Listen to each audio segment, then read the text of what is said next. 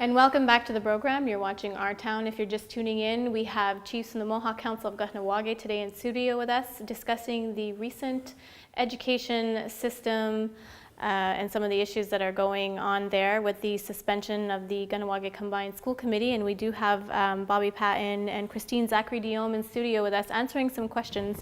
Before we left for the break, I did give you guys a lot to think about. And so where do we stand with some of these accusations that are being thrown at the Mohawk Council? Where do you want to start on which one? Whatever you feel. Well, if people are going to say that we've been misled or misguided with information, and that's false. All right, they're talking about the new people that have been elected to council that were not knowledgeable of the situation. First and foremost, we're parents and grandparents, so we're aware of what's going on in the community. Even before we became chiefs, this has been an issue. Also, when you're going to talk about us being 4 new chiefs, we come from backgrounds that we're not just any Joe that comes off the street. Mm-hmm. You have 3 police officers that have been elected, which range from almost 65 years of policing knowledge between 3 of us. We have a lawyer, a judge, okay? And all our backgrounds has been concerned in investigations and policing and, casework. And if you look at it and you get to know about law and investigations, it's a lot of paperwork and a lot of knowledge that you got to put into it. Mm-hmm. So when we got into council, this issue was put on the table and given to us. And when we started discussing it, there was a lot of issues that were brought up and that kept being said. And, there was something that there had to be something done. But at that time, I think it was the end of July, around the 30th of July, we had a meeting and pretty much 4 of us said, wait, we're not signing anything. We're not going to deal with, any type of document in regards to this until we have all the full facts. Mm-hmm. And at that time, all chiefs were present that day when we made the request, which was on the 31st of July, asking for all documentation pertaining, statements from parents, all kind of information, complaints, letters from the Combined School Committee. So what we did is we've conducted our own investigation per se, as any police officer or judge would do. We asked for every bit of information which was provided to us in a large stack of documents. Mm-hmm. So what we did is when we received it, pretty much the 4 of us, we've taken it, like Christine said, and read it, studied it, dissected it, met with people, and we've conducted a full investigation to it.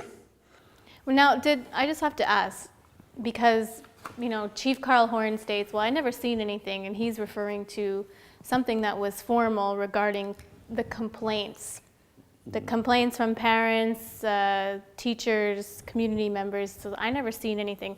Now, what you're talking about is correspondence, paperwork that is out there within the education system from the Combined School Committee or in the Mohawk Council.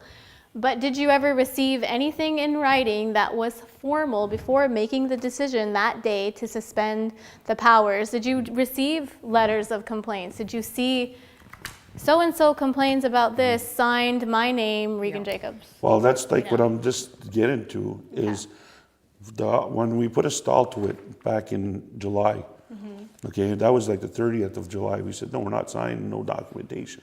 Mm-hmm. Because there was big discussion already prior to that. Right. So that was stalled. And we said, no, we're not signing nothing. Because, you're not going to, if somebody in our line of work prior to it, somebody commits an assault, you're not going to go just arrest that person and say, oh, you assaulted him, you're going to, So what we did is we got the documentation and we dissected it, we investigated. Everybody was there when the 4 new chiefs requested it, including Carl was in that meeting that morning. Mm-hmm. Okay, we were all there. And when we received it was on August 1st. All the documentation was provided to us as per an investigation would be done. Mm-hmm. So what we did is we met with individuals from the community, talked to many people over the time, and it took almost 3 weeks before we signed the document.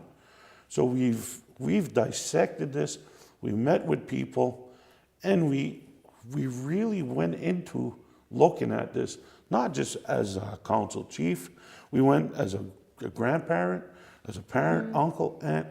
It's an issue that you just don't want to make a decision haphazardly, Right. you know, because this is going to affect a lot of people.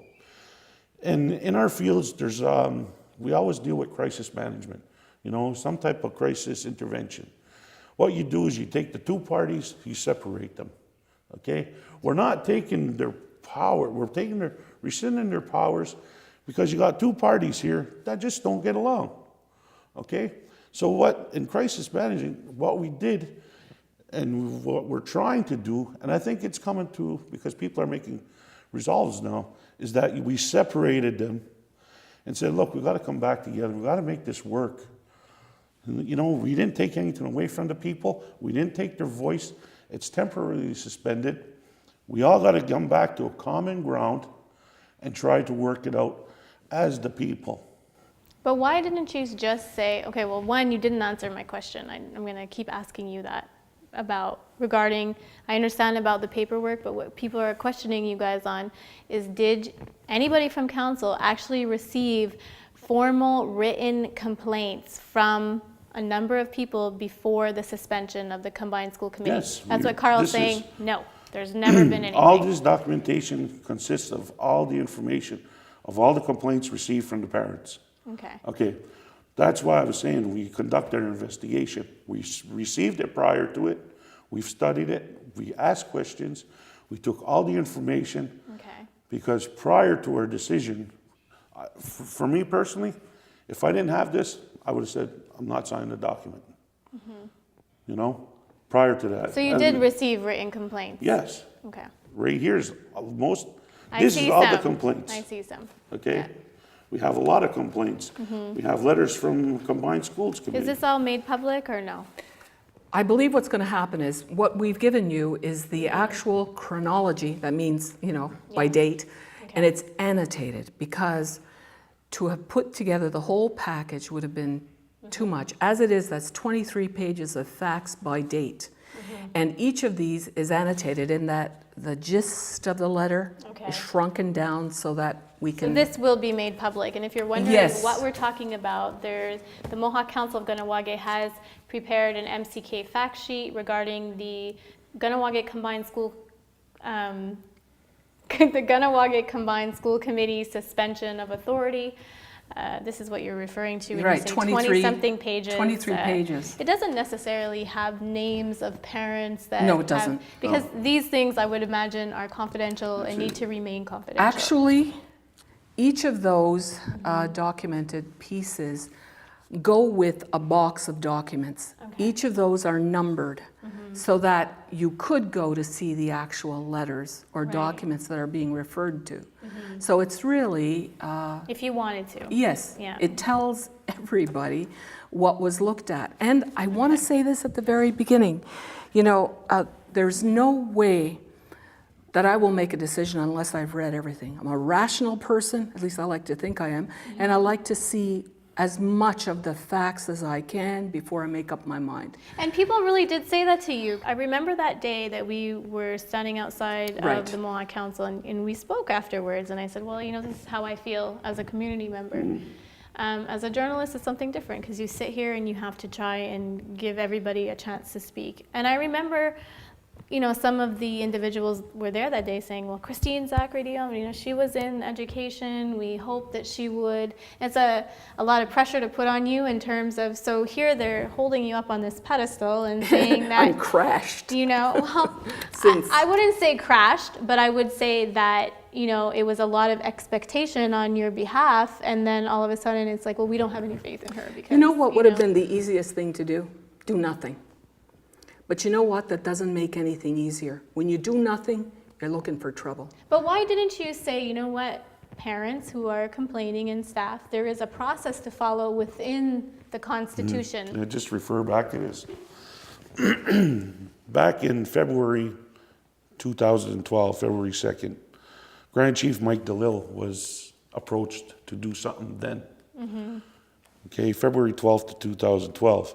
Right. You know, and what he said to them is, as in, as MCK, we should not intervene because it should be up to the parents and them to deal with this issue. Okay. So on February of 2012 was already been said and passed back to the parents. Thank you. And, you know, like, it's not been just made a decision. And it's been already in their hands. Told them, you solve it. That's your decision. You know, that's your matters. But then after that, we got a request from the chairperson of the Combined School Committee requesting the MCK to step in and help the school committee to solve the Really? decision. Yes, you can see the That's letter dated. You'll see it there. in the fact sheet. A letter was sent to the chief of the Grand Chief and Council requesting the MCK step in to help the school committee fix this problem. But how were they asking for assistance? Were they asking to set up what was, To withstand the petition that had arrived, not the petition, I'm sorry, the actual suspension that Okay. was, that took place in May. It was May 18th, the May letter 18th, was yeah. given. okay. And there had been a suspension. There was a whole bunch of parents, and there was Yes, an I issue about remember, the yeah. 30-day notice. And so the chairperson wrote to the Grand Chief and to the council to say, we need help on this, and basically hoping that the KCSE would be supported. And so from that time on, things didn't get better. Things got worse. And I was of the view, when I first came on council, why didn't something get done earlier on? This has been going on since before January, I think. But January to now is 9 months. Yep.